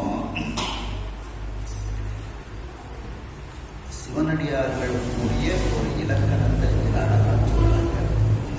எப்பொழுதும் அந்த சிவபெருமானுடைய திருவடி தாமரையை, அவர்கள் திருவடியையே அவர்கள் நினைத்து கொண்டு இருக்க வேண்டும். உண்மையான அன்பு உடையவர்களாக அவர்கள் இருக்க வேண்டும். அந்த சிவபெருமான் புலித்தோலை அணிந்திருக்கின்றான், பாம்பை ஆபரணமாக அணிந்திருக்கின்றான், அந்த வெண்மையான இடவ வாகனத்தில் அமர்ந்திருக்கின்றான். அவனுடைய திருவடி தாமரையை நினைந்து உண்மையான அன்பு உடையவர்கள் எதை வெறுப்பார்கள்? செல்வத்தை வெறுப்பார்கள். அப்படி அந்த சிவனடியார்கள் அருவறுத்து தள்ளிய செல்வத்தற்கினாய். அவர்களுக்கு இந்த செல்வம் என்பது ஒரு பொருட்டே அல்ல. அப்படி அந்த செல்வத்தை அவர்கள் அருவறுத்து தள்ளிவிட்டார்கள். அப்படிப்பட்ட பக்குவம் உடைய அந்த சிவனடியார்கள் அப்படிப்பட்ட அந்த ஒரு மதிப்பும் இல்லாத அந்த செல்வத்தினால் நீ இப்பொழுது செருக்கு உற்று இருக்கின்றாய். என்ன செய்தாய்? நீ இப்படி ஒரு தவறான ஒரு செயலை, இறைவனுடைய பிரசாதத்தை மதிக்காத ஒரு செயலை நீ செய்து விட்டாயே அப்படின்னு சொல்லி அவர் சொல்லிட்டார். அப்போ செல்வம் என்னும் அல்லில் பிழை அப்படின்னு சொல்றாரு. பார்த்தீங்களா, திருநாவுக்கர சுவாமிகளுக்கு சுவாமி திருப்புகலூர்ல உழவார பணி செஞ்சுட்டு இருக்காங்க. சுவாமி அப்படியே நவரத்னங்கள் பொற்காசுகள் எல்லாம் அந்த பிரகாரத்துல வீசி வைக்கிறாங்க. எல்லாத்தையும் எடுத்து குப்பை தொட்டியில போடுறாங்க சுவாமி. அப்படி இறைவனிடத்தில் உண்மையான அன்பு உடையவர்கள் செல்வத்தை அருவறுத்து அந்த செல்வம் என்கின்ற அல்லலில் இருந்து அவர்கள் பிழைத்து விடுகின்றார்கள். அப்படி அந்த திருநாவுக்கர சுவாமிகளை தான் இந்த இடத்துல நம்ம நினைச்சு பாருங்க. ஓடும் செல்வம் பொக்கவே நோக்கும் அப்படின்ட்டு அப்படி அந்த திருநாவுக்கர சுவாமிகள் எல்லாத்தையும் குப்பையோட குப்பையா சேர்த்து அந்த நவரத்னங்களை எல்லாம் எடுத்து தொட்டிட்டு போடுறாங்க. அப்படி சிவனடியார்கள் இந்த செல்வத்தை அருவறுத்து அதை தள்ளி விடுகின்றார்கள். ஆனால் நீ எப்படி இருக்கின்றாய்? நீ சிவபெருமானை வழிபட்டும் நீ செல்வத்தில் செருக்கு உற்று இருக்கின்றாய் அர்த்தம். அப்போ வழிபாடு செய்தாலும் அதற்குரிய பக்குவத்தை நாம் அடைந்து கொண்டே இருக்க வேண்டும். இங்கிருந்து ஒரு நல்ல சிவ பூஜை பண்ணக்கூடியவன் தான். அப்படி செல்வத்தருக்கினாய், அந்த செல்வ செருக்கோடு இருக்கக்கூடியவனே நீ என்ன செய்தாய் என்று கூறுகின்றார். அதான் நலம் தீங்கிலும் உன்னை மறந்து அறியே அப்படின்ட்டு நலத்திலையும் நம்ம இறைவனை மறக்காம இருக்கிறதுங்கிறது கொஞ்சம் சிரமம் தான். தீங்களை நினைச்சிருவோம், நல்ல சாமியை திட்ட கூட செய்வோம். இப்படி எனக்கு இப்போ இதெல்லாம் செய்யுது அப்படின்ட்டு நமக்கு நன்மை வரும்போது நம்மளால தான் நன்மை வந்தது அப்படின்னு நம்ம ஆனந்த கூத்தாடுவோம். இந்த இடம் நலம் தீங்கிலும் உன்னை மறந்து அறியன்றது ஒரு இடம். கதித்தாள் முடியமர கையுறையே நன்கு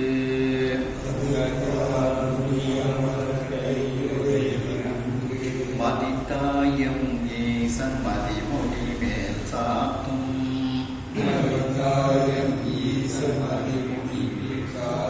பொதித்தாது அவள் கதறி போற்றாது வாக்கி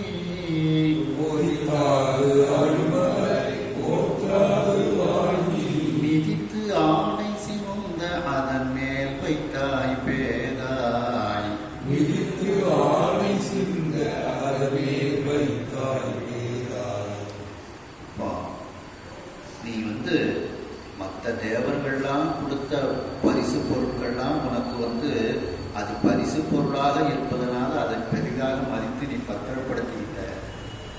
இது இறைவனுடைய பிரசாதம்.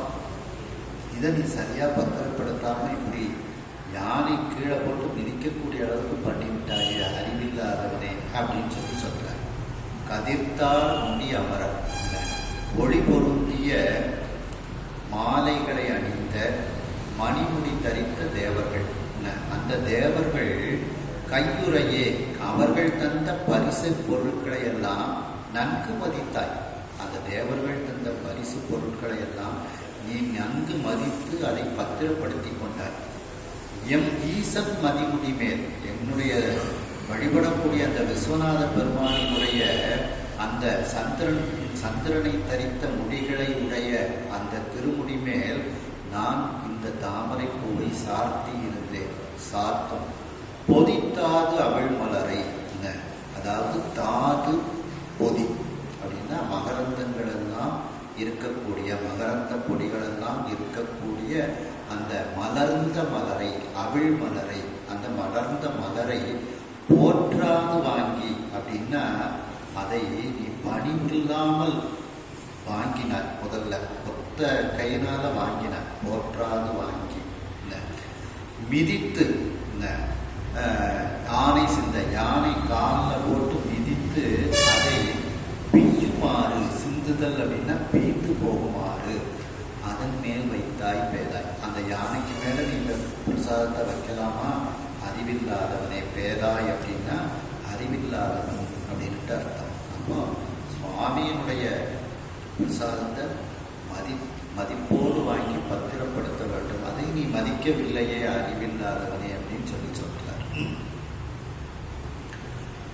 வண்டு உளர் தன் துழாய் மாயோன் இருமாப்பும்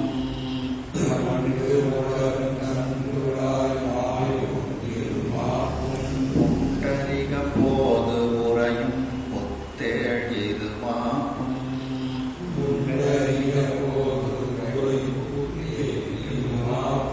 அண்ட தொழ வாழ்வும் இருமாப்பும்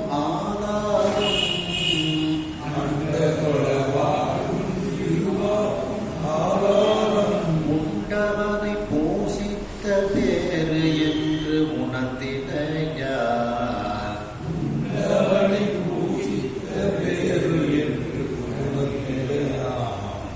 அதாவது திருமால், பிரம்மன், இந்திரன் இவர்களெல்லாம் சிவபெருமானை பூசித்துத்தானே எல்லா பேர்களையும் அடைந்திருக்கின்றார்கள்.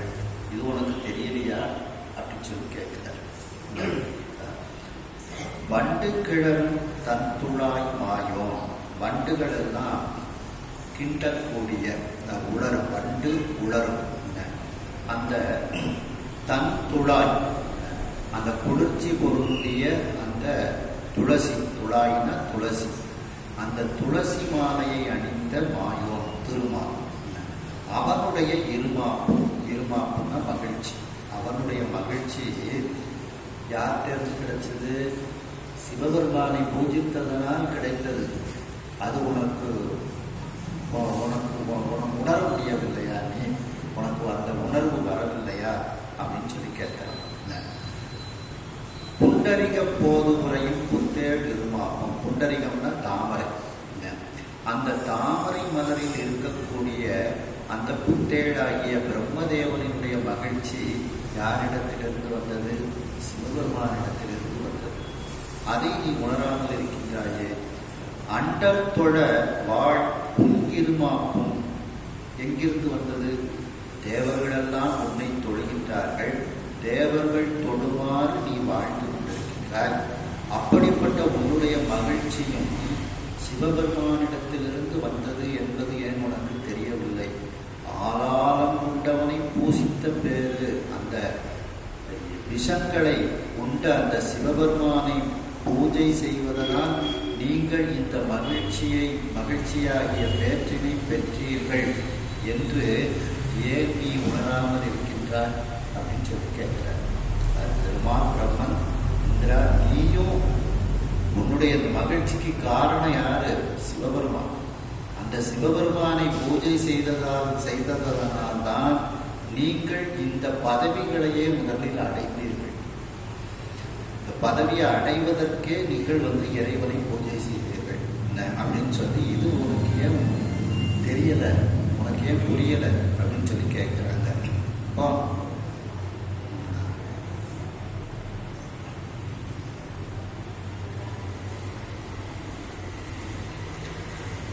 திருமால் அவர் ராமேஸ்வரத்தில் பூஜை பண்றாங்க பார்த்தீங்களா?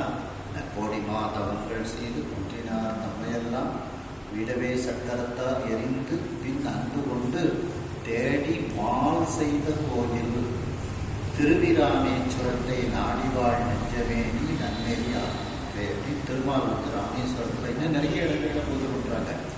திருமால்பூர், திருமால் பேர் தான் இப்ப திருமால்பூர்னு சொன்னால் தான் தெரியும். அந்த திருமால் பேரில் பாடல்பட்ட ஸ்தலம். நந்தி இருக்கக்கூடிய இடத்துல சுவாமிக்கு எதிர்க்க திருமால் கையில கண் வச்சுக்கிட்டு இருப்பார். அந்த கோயிலில் மட்டும் அப்படி வருது. அந்த 1000 தாமரை பூ வச்சு பூஜை பண்ண அந்த இதில் அந்த திருமால் கையில் ஒரு தாமரை பூ வச்சுக்கிட்டு இருக்கிற மாதிரி பூஜை பண்ணுவாங்க. திருமால் பேர் பெற்ற இடம், பூசித்து பேர் பெற்ற இடம். ராமண தீட்சரம், ராமன் பூஜை செய்ய இடம். அதுக்கப்புறம் பார்த்தீங்கன்னா திருவிழிமிழலையில் பூஜை பண்ணுறாரு. இங்கே நம்ம இந்த தரிசனம் போக்குன்னு இருக்கு, நாகர் கோயில் பண்ணுவோம். அது ராமன் பூஜை பண்ண இடம். ராமன் முதல்ல ராகவன் அவனுக்கு பேர்.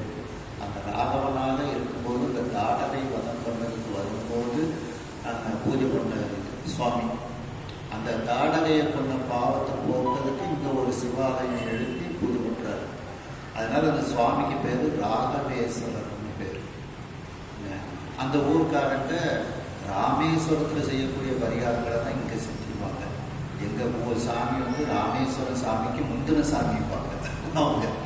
ராமேஸ்வர சாமிலாம் பின்னாலதான் வர்றாரு. ராமன் பாகரூபமா இருக்கும்போதே எங்க ஊருக்கு தாடகையை கொண்டு அந்த பாவத்தை போக்குறதுக்கு இங்க சுவாமியை பிரதிஷ்டை பண்ணி இந்த சிவாலயத்தை கட்டியிருக்கிறாரு அப்படின்பாங்க. அந்த ஊருக்காரங்கிட்ட போய் கேட்ட அவங்க அந்த ராமேஸ்வரத்துக்கு உண்டான பரிகாரம்லாம் அங்கேயே செய்வாங்க. அந்த ராமேஸ்வரத்துக்கு தரிசனம் பண்ணுவாங்க. ஆனா அவங்களுக்கு அந்த ஊர்ல நம்ம சாமி ராமேஸ்வரத்துக்கு முந்தின சாமி அப்படிங்கிற ஒரு மகிழ்ச்சி சுவாமி மேல அவங்களுக்கு ஆனந்தம்.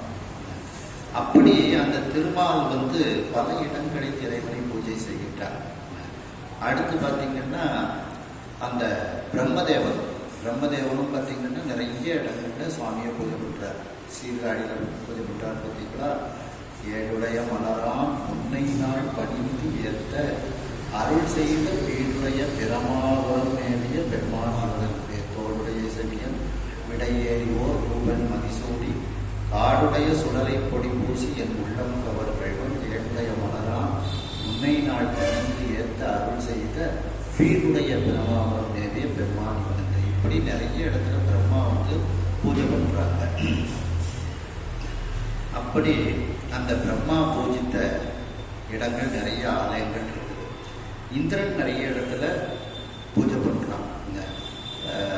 சந்திரன் கதிரவன் தகுப்புகள் அயனுடும் இந்திரன் வழிபட இருந்தயம் இறையவன் மந்திர மலைவளர் மகேந்திர பள்ளியுள் அந்தமில் அழகனை அடிமணித்து உய்வினே. மதுரையில முதல் படலத்திலே நம்ம பார்த்தோம் இந்திரன் பூஜை பண்ண சொக்கநாத பெருமான். அப்படி நீங்கள் எல்லோருமே சிவபெருமானை பூஜை பண்ணித்தானே இப்படிப்பட்ட ஒரு பேறுகளை எல்லாம் நீங்கள் அடைந்திருக்கின்றீர்கள். இது நான் சுவாமிக்கு வச்ச பிரசாதத்தை கொண்டு கொடுத்தனே, இதை நீ அலட்சியம் பண்ணி விட்டாயே அப்படின்னு சொல்லி வருத்தப்படுகின்றார். கோபத்தோடும் பேசுகின்றார். இந்த 3 பேருமே இறைவனை பூஜித்தார்ன்ட்டு மறுவார் ஒன்றை மதிசூடு மாணிக்கத்தின் முறை போல வருவார் விடைமேல் மாதோடு மகிழ்ந்து பூதர் படைசூட பெருமான் பிரமன் இந்திரக்கும் தேவர் நாகர் தானவர்க்கும் பெருமான் கடவுள் மயானத்து பெரிய பெருமான் அடிகளே அப்படின்னு 3 பேரையும் ஒரே பாடல சொல்லிக்கிறார். பெருமான் பிரமன் இந்திரக்கும் அப்படின்ட்டு. அப்படி அந்த இதை சொல்லி இதில் கேட்கிறாங்க. இது திருவாசகத்திலும் சொல்லுவாங்க. பார்த்தீங்களா, இந்த தேவர்கள்னா எதுக்கு ஒன்று கும்பிடுதாங்க, அவங்க நல்லா வாழ்ந்து அவங்கள எல்லாரும் தொழுவதற்காகத்தானே உன்னை கும்பிடுவாங்க. நான் அதுக்காண்டி உன்னை கும்பிடலை, எனக்கு முக்தி பேர் கொடு, அதுக்காண்டி தான் நான் உன்னை கும்பிடுறேன் அப்படின்னு சொல்லி சொல்றாரு. வாழ்த்துவது வானவர்கள் தாம் வாழ்வா அப்படின்னு சொல்றாங்க. பார்த்தீங்களா, அந்த மாதிரி அதே கருத்தை தான் சொல்றாங்க. அண்டத்தோட வாழ் தேவர்கள் உன்னை தொழுமாறு ஒரு வாழ்க்கையை நீ வாழ்கின்றாயே, அப்படிப்பட்ட உன்னுடைய இருமாவும் வாழ்த்துவதும் வானவர்கள் தாம் வாழ்வான். அப்படி அந்த வாழ்க்கை மனம் நின்பால் தாழ்த்துவதும் தாம் உயர்ந்து தம்மை எல்லாம் தொழ வேண்டி அதுக்காண்டிதான் அவங்கள்தான் உன்னை வாழ்த்துகின்றார்கள் அப்படிங்கிறது இந்த இந்திரன் பற்றி சொல்லும்போது அந்த இடம் சரியா நமக்கு வரும். சூழ்த்த மதுகரம் உணரும் தாரோயை நாயடியை வாழ்த்த பிறப்பு அறிந்திடுவான் ஞானம் உன்னை பரவுவதை. என்னுடைய பிறவி நோயை தீர்ப்பதற்காக வேண்டிதான் நான் உன்னை வணங்கினேன். எனக்கு அந்த இந்திர பதவி வேண்டாம், வைகுண்ட பதவி வேண்டாம், பிரம்மலோக பதவியும் எனக்கு வேண்டாம் அப்படின்னு அந்த பாட்டில் சொல்றாங்க.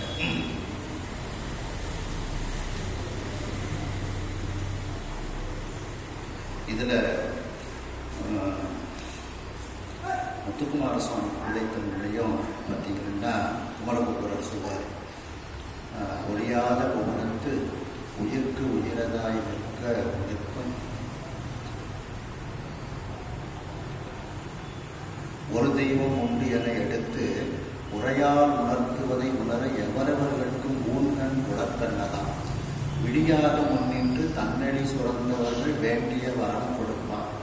மெய்கண்ட தெய்வம் இத்தெய்வம் வந்தார் போதில் வேறில்லை என்று உணர்வியார் பொழியாத புயல் தந்து புத்தேழ் பெரும்புவனமும் பொன்னுலகு மண்ணுலகு எவ்வுலகு வேண்டினும் பொருளன்று இவருக்கு மற்றை அழியாத வீடும் தரக்கடவன் இவனுடன் அம்புலி ஆடவாவே அழகு பொதி கந்தபொதி தடையவரு கந்தனுடன் அம்புலி ஆடவாவே அப்படின்ட்டு. அப்படி அந்த எல்லா உலகமும் இந்த முருகப்பெருமானுக்கு ஒரு பொருட்டே இல்லை. எல்லா அவனுக்கு ஒரு பொருட்டாகவே கிடையாது. ஆனால் இதையெல்லாம் மேலான அழியாத வீடு பெற்றி அவன் தருவான் நமக்கு. ஆகையினால் நிலாவே நீ எங்கள் முருகப்பெருமானோட விளையாடலாம் அப்படின்னு சொல்லி சொல்லுவாங்க.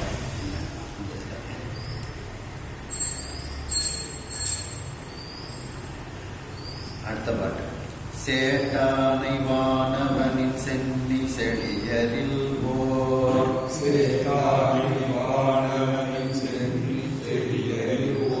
வாழ்த்தானை வீரன் மழையா சிதறுக நின்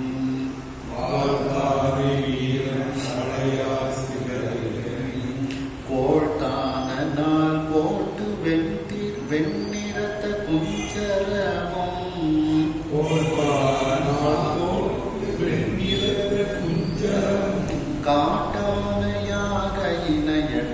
காட்டானையாக எனையிட்டான் கடுஞ்சாபம்.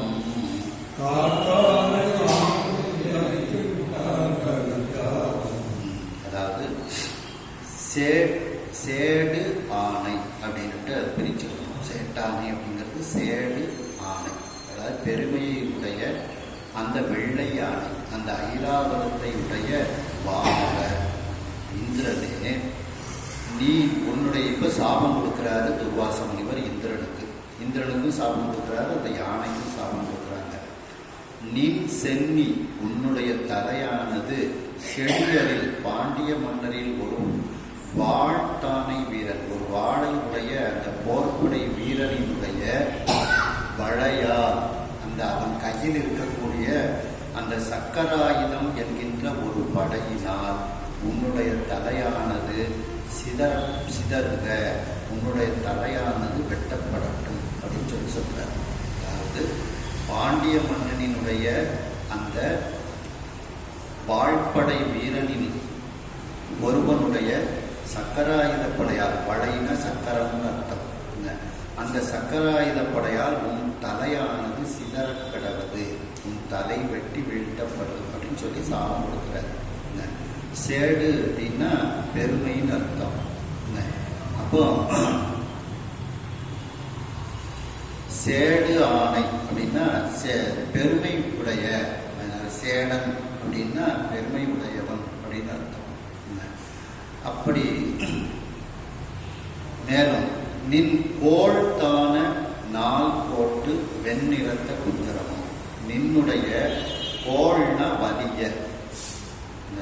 உன்னுடைய வலிமையான தான அப்படின்னா மதநீர் பொழியும் நாள் போட்டு 4 கொம்புகளை உடைய வெண்ணிறத்த வெண்மையான நிறத்தை உடைய அந்த ஐராவதம் என்கின்ற குஞ்சரமும் அந்த யானையும் காட்டு ஆணையாக, அது காட்டில் இருக்கக்கூடிய யானையாக மாறப்படவது அப்படின்னு சொல்லி எனையிட்டான் கடும் சாபம். அப்படி ஒரு கடுமையான சாபத்தை அவன் கொடுக்கின்றான் துர்வாச முனிவர். அதாவது இந்திரனே, நீ உன்னுடைய தலை பாண்டிய நாட்டில் இருக்கக்கூடிய ஒரு போர் வீரனுடைய சக்கராயுதத்தால் உன் தலையானது சிதறட்டும், இந்த வெள்ளை யானையானது காட்டு யானையாக அது மாறட்டும் அப்படின்னு சொல்லி கடுமையான சாபத்தை துர்வாச முனிவர் கொடுக்கின்றார்.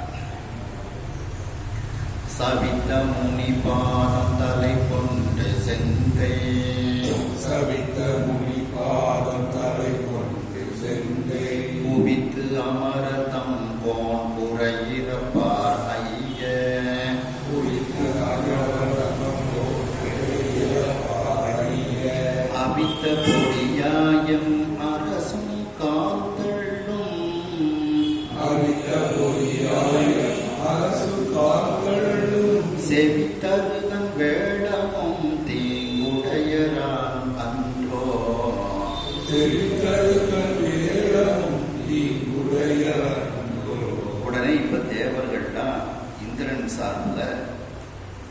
அந்த துர்வாச முனிவர்கிட்ட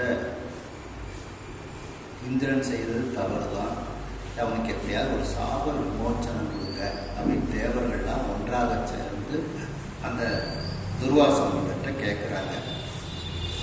சபித்த முனி பாதம், இவ்வாறு சபித்த அந்த சாபம் கொடுத்த அந்த துர்வாச முனிவரினுடைய பாதத்தை தலை கொண்டு செங்கை குவித்து அந்த துர்வாச முனிவரினுடைய கால்களில் விழுந்து மற்ற தேவர்கள் அனைவரும் வணங்குகின்றார்கள். தலை கொண்டு காலில் விழுந்து வணங்கி செங்கை குவித்து தங்களுடைய சிவந்த கைகளால் அந்த துர்வாச முனிவரை குவித்து வணங்குகின்றார்கள். காலில் விழுந்து வணங்குகின்றார்கள், கை குவித்து அவர்கள் வணங்குகின்றார்கள். அமரர், அந்த அமரர் தேவர்கள் எல்லாம் வணங்குகின்றார்கள். தம்போன் குறை இறப்பார், தங்களுடைய அரசன், தம்போன்னா தேவர்களினுடைய அரசனாகிய இந்திரனினுடைய அந்த குறை இறத்தல், அதாவது இந்திரனுடைய சாபம் நீங்குமாறு அவர்கள் வேண்டுதல் செய்கின்றார்கள். குறை இறத்தல்னா வேண்டுதல் செய்கின்றார்கள். அந்த அமரர் அப்படின்னு கமா போட்டுக்கிட்டு தம்போன் குறை இறப்பார் அப்படின்னு அர்த்தம். அமரதம் போன்னா அப்படி இந்த தேவர்களுக்கு தலைவர் ஒரே வார்த்தையாக வந்துடும். அமரருங்கிறது அங்கே ஒரு தேவர்கள் அனைவரும் அப்படின்ட்டு கூட அமரர்கள் அனைவரும் தம்போன் குறையிறப்பார் அதுக்கு அர்த்தம் எடுத்துக்கணும். தங்களுடைய அரசனாகி இந்திரனினுடைய அந்த சாபத்தை நீக்குவதற்காக வேண்டுதல் செய்கின்றார்கள்.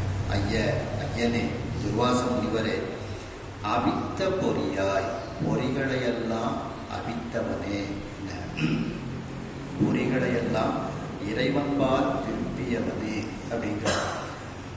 என் அரசும் கால், எங்களுடைய அரசனாகிய இந்திரனும் கால் தள்ளும் செவி, இந்த காற்றையே அப்படியே தள்ளி கொண்டு செல்லக்கூடிய காதுகளை உடைய அந்த யானை, வெள்ளை யானை. அதுவும் அந்த வெள்ளை யானை எப்படிப்பட்டது? தருகன் வேடம், தருகன்னா அஞ்சாமை, எதை கண்டும் அஞ்சாது இருக்கக்கூடிய அந்த யானை வேழமன் தீங்குடைய அவர்கள் செய்தது தவறுதான். இந்திரன் செய்ததும் தவறுதான், அந்த வெள்ளை யானை செய்ததும் தவறுதான் அப்படின்னு முதல்ல அவங்க தவறை ஒப்புக்கொள்கின்றார்கள். யாரு? தேவர்கள் எல்லோரும் சேர்ந்து எங்கள் தலைவன் செய்ததும் தவறுதான், அவர்கள் தீங்கு உடையவர்களாக ஆகிவிட்டார்கள், அந்த யானை செய்ததும் தவறுதான் அப்படின்னு முதல்ல அவர்கள் கேட்கின்றார்கள். அப்போ அந்த துர்வாச முனிவருக்கு அடைவு கொடுக்கும்போது அவித்த பொறியாய் அப்படின்னு சொல்றாங்க. அப்போ மெய்வாய் கண் மூக்கு செவி அந்த பொறிகளை அவித்தவன். ஒரு திருக்குறள கடவுள் வாழ்க்கை சொல்றாங்க பார்த்தீங்களா? பொறிவாயில் 5 அவித்தான் பொய்தீர் ஒழுக்க நெறி நின்றார் நீடு வாழ்ந்தார் அப்படின்னு.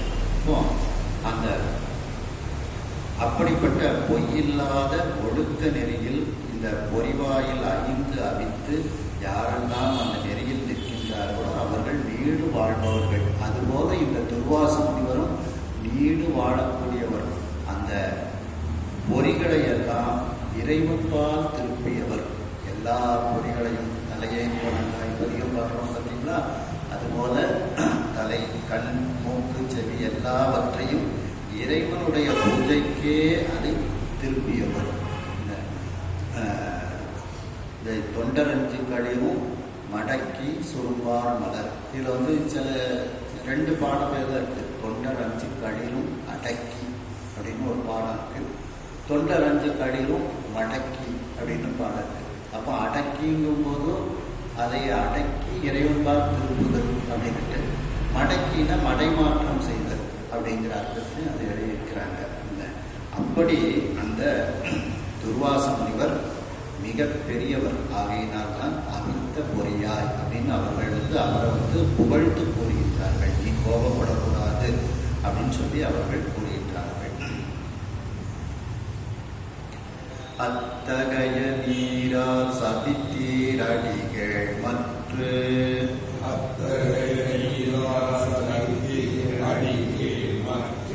இத்தகைய சாபம் இனி விடுமின் என்று இறந்து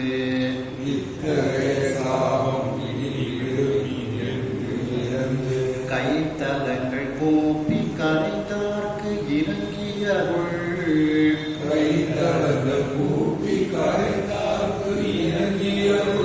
வைத்த முனி பெரிது சாபம் வகுக்கின்றான். வைத்த முனி பிரிவு சாபம் வகுக்கின்றான். அத்தகைய நீரா அப்படிப்பட்ட குற்றத்திற்காக அவர்கள் செய்த குற்றத்திற்காக நீரால்னா அந்த குற்றமான தன்மைக்காக சபித்தீர், நீங்கள் சபித்தீர்கள் அப்படின்னு சொல்லி அதையும் முதல்ல உடன்பட்டுக் கொள்கின்றார்கள். துர்வாச முனிவர் செய்ததெல்லாம் சரி என்று முதலில் உடன்படுகின்றார்கள். உடன்பட்டு அதுக்கப்புறம் சாபம் மோசனம் நீ செஞ்சது தப்புன்னு நாங்கள் சொல்லலை அப்படின்னு சொல்லி அவர்கள் முதலில் ஏற்றுக்கொள்கின்றார்கள். சபித்தீர் அடிய மற்றும் இத்தகைய சாபம் இனி விடுமின், இந்த இப்படிப்பட்ட சாபத்திலிருந்து அவர்களை விடுவிப்பீர்களாக அப்படின்னு சொல்லி, இனி விடுமின் அப்படின்னா விடுவிப்பீர்களாக, அதாவது சாப விமோச்சனம் கொடுங்க அப்படின்னு சொல்லி என்று அவரிடத்தில் மிகவும் இரக்கமாக அவர்கள் பிச்சை கேட்டார் போல அவர்கள் கேட்கின்றார்கள். கைத்தலங்கள் கூப்பி, 2 கைகளும் கூப்பி கரைந்தார்க்கு, அதாவது மிகவும் இரக்கமாக அவர்கள் வேண்டுகின்றார்கள். கரைந்தார்க்குன்னா அழுகைன்னு கூட எடுத்துக்கிடலாம். அப்படி அவர்கள் அழுது வேண்டுகின்றார்கள். கரைந்தார்கள் இறங்கி அவர் அந்த தேவர்கள் தான் இப்படி வேண்டுகின்றார்கள் என்று அந்த துர்வாச முனிவருக்கு இப்பொழுது இரக்கம் வந்து விடுகிறது. இறங்கி அருள் வைத்த முனி, அருளையே தன்னிடத்தில் வைத்திருக்கக்கூடிய அந்த முனிவராகிய துர்வாச முனிவர் பிரிது சாபம் வகுக்கின்றார். அந்த சாபத்தை வேறு விதமாக மாற்றி அமைக்கின்றார். ஏதோ தலைக்கு வந்து தப்பாயோட போச்சுங்கிற மாதிரி கதையில அந்த வேறு அந்த சாபத்தை கொஞ்சம் மாற்றி அமைக்கின்றார். சிந்தனை வாக்கிற்கு எட்டா சிவனருள் அழித்த சேட,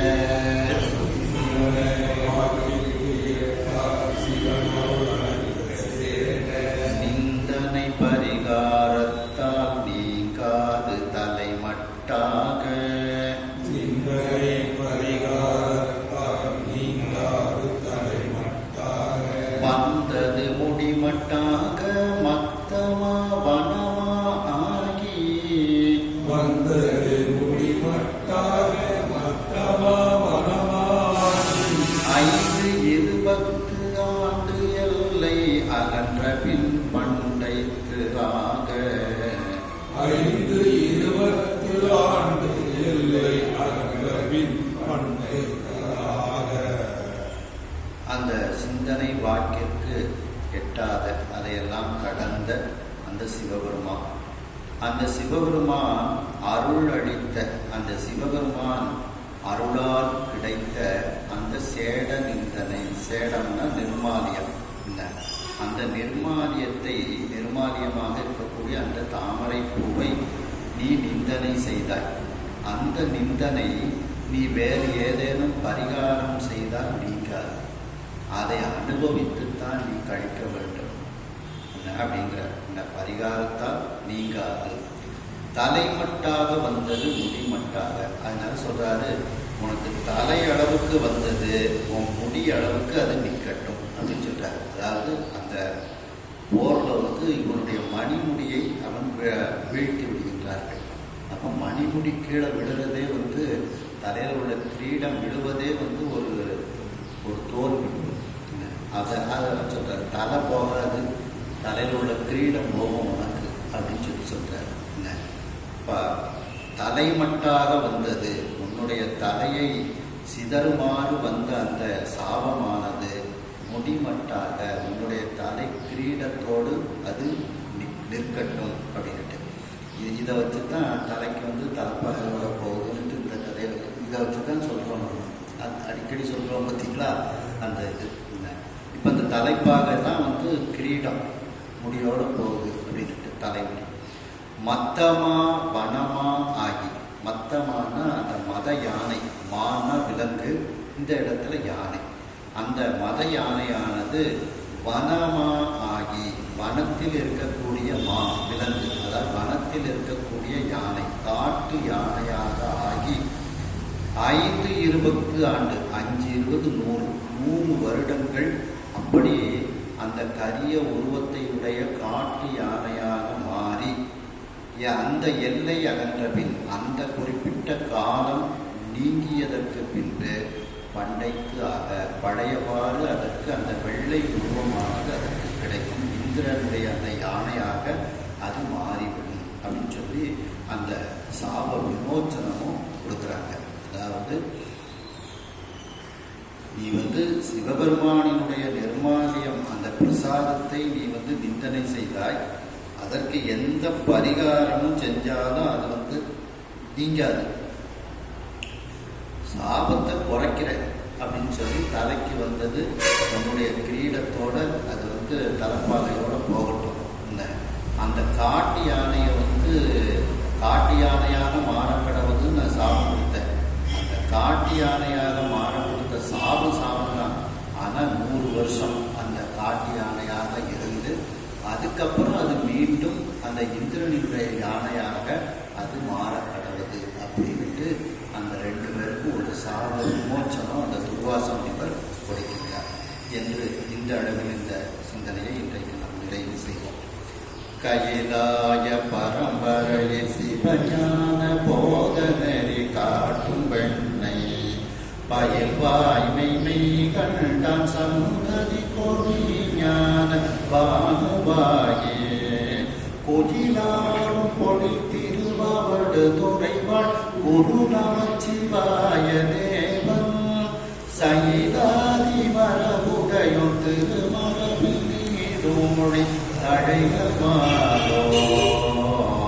ஹர நம பார்வதி பதையே ஹரவாதேவா. வெற்றிவேல் முருகனுக்கு அரோகரா.